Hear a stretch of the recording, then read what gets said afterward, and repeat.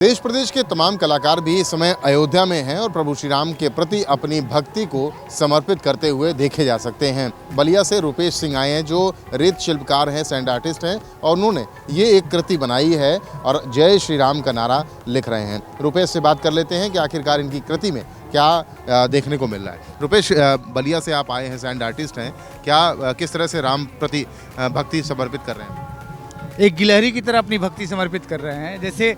भगवान राम के संघर्षों में गिलहरी ने जो समर्पण दिखाया था, वही समर्पण मैं भी दिखा रहा हूँ और पूरा देश भी दिखा रहा है। गिलहरी एक ऐसा प्रसंग है, उस प्रसंग से सब कुछ जो भगवान के संघर्ष हैं, ये मंदिर को भी जोड़ा जा सकता है और जोड़ा हूँ मैं कि जैसे राम मंदिर का सेतु निर्माण के समय में जो गिलहरी बड़े बड़े पत्थरों के बीच छोटे छोटे कण भर रही थी और बंदरों का मजाक का पात्र बनी थी,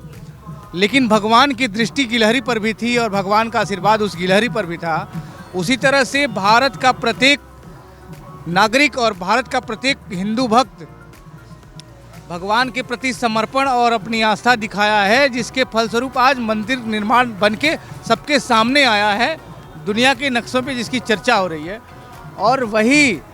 सेतु निर्माण में दो इंजीनियर भी हुआ करते थे, नल और नील। उन दोनों इंजीनियरों के राम नाम शिला पे लिखने से शिला पानी में तैरने लग रहे थे और वो शिला नल नील के रूप में मंदिर निर्माण में और आज के युग में वो दो इंजीनियर के रूप में हम अपने प्रधानमंत्री आदरणीय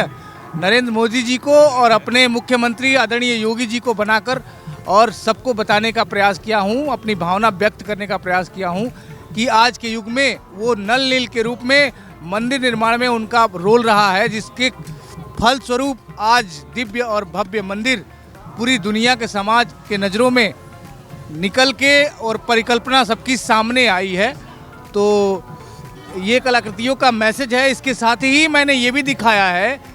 कि भगवान के राम की भक्ति से जो पागलपन राम भक्तों ने दिखाया है, भगवान हनुमान ने अपना दिल चीर के और जो पागलपन दिखाया कि मेरे दिल के अंदर भी राम है, वही प्रेम और भक्ति और आस्था का लगन और विश्वास पूरे भारतवासियों के अंदर हुआ है। वही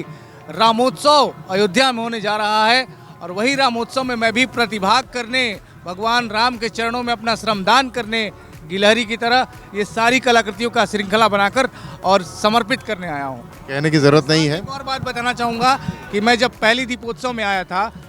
तो मैं राम लला की चित्रण किया था वनागमन की, और उस टाइम मैंने ये संकल्प लिया था कि राम लला जब मंदिर में जब तक विराजमान नहीं होंगे तब तक मैं राम लला के जीवन गाथा को ऐसे ही चरितार्थ तो करता ही रहूँगा, अपनी दाढ़ी बाल भी नहीं कटाऊँगा। और मैं वाराणसी से एक विद्यापीठ से ललित कला का स्टूडेंट हूँ, लेकिन आज मुझे लोग पागल, सरदार, बाबा हजारों नाम देते हैं, लेकिन मैं इस काम से सबको सार्थक मैसेज देने का प्रयास करता हूं। और ये भी कह रहा हूं, जब वर्ल्ड रिकॉर्ड बनाऊंगा राम लला के जीवन काल के सभी प्रसंगों का रेत कलाकृतियों का पहाड़ खड़ा करूंगा, 108 फुट ऊंची कलाकृति बनाकर, और अपने देश का गौरव, अपने राम का गौरव पूरी दुनिया में बढ़ाऊंगा। इसके साथ ही अपनी दाढ़ी और बाल कटाऊंगा। बिल्कुल, देखिए सौगंध भी ले रखी है और ये सब इस वक्त यही कहा जा सकता है कि राम काज कीन्हे बिनु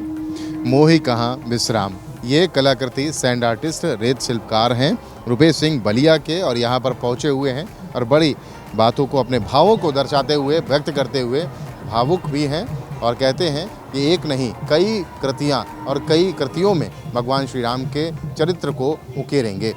अयोध्या से कैमरामैन रजीश तिवारी के साथ रतीश त्रिवेदी,